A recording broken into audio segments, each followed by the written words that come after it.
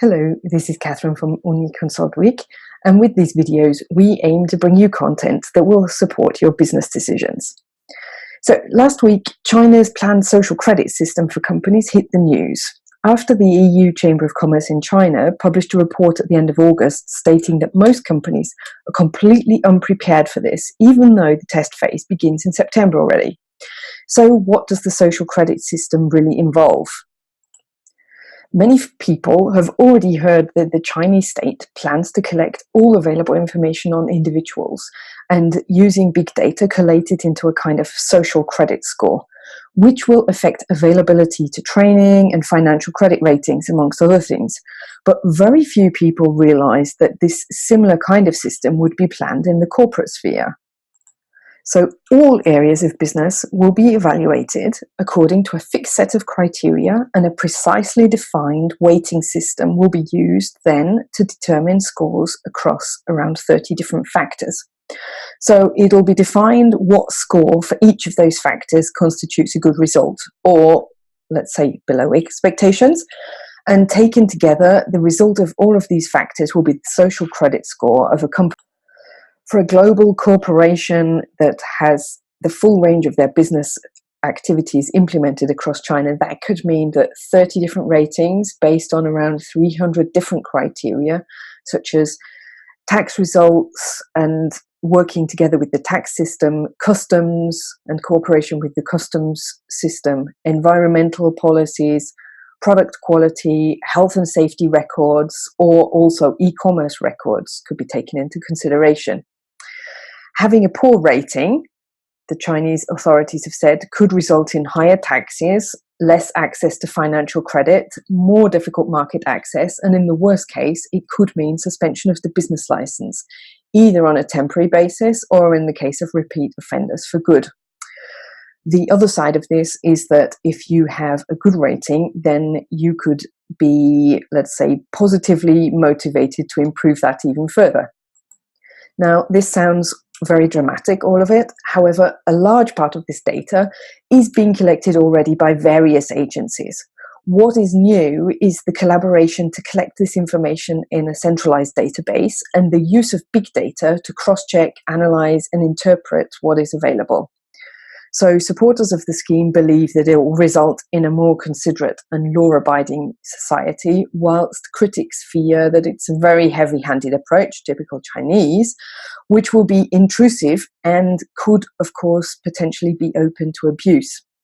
So official statements from the Chinese state have assured companies that this will result in a more standardised and predictable legal business environment, which should be both fair and transparent. Jörg Wuttke, president of the EU Chamber of Commerce in Shanghai, emphasized in interviews last week that the social credit system for corporations can be a positive move in the long term, despite the short-term uncertainty that's sure to ensue due to the lack of preparation on behalf of various companies. There are, however, no guarantees that this system won't be used in future to subject companies to greater scrutiny than they are even at the present time. And of course, some people see this as a kind of countermeasure to keep an eye on foreign companies, especially following on from China's much publicized easing of investment regulations for certain industries in the last month.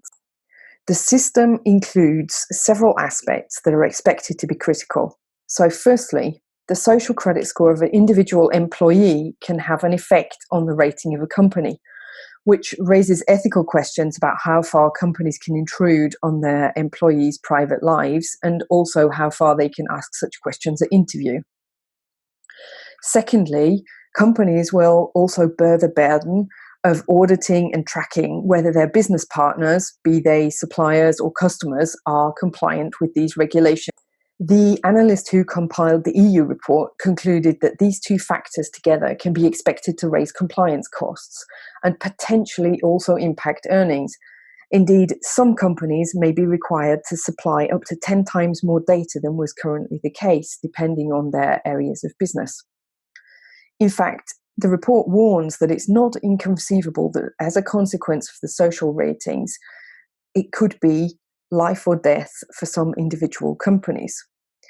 And as with any data collection on this scale, there'll be certain concerns for sure about data protection, and Western government agencies are sure to be asking whether this centralised database could be used in a targeted way in the event of any future trade conflicts.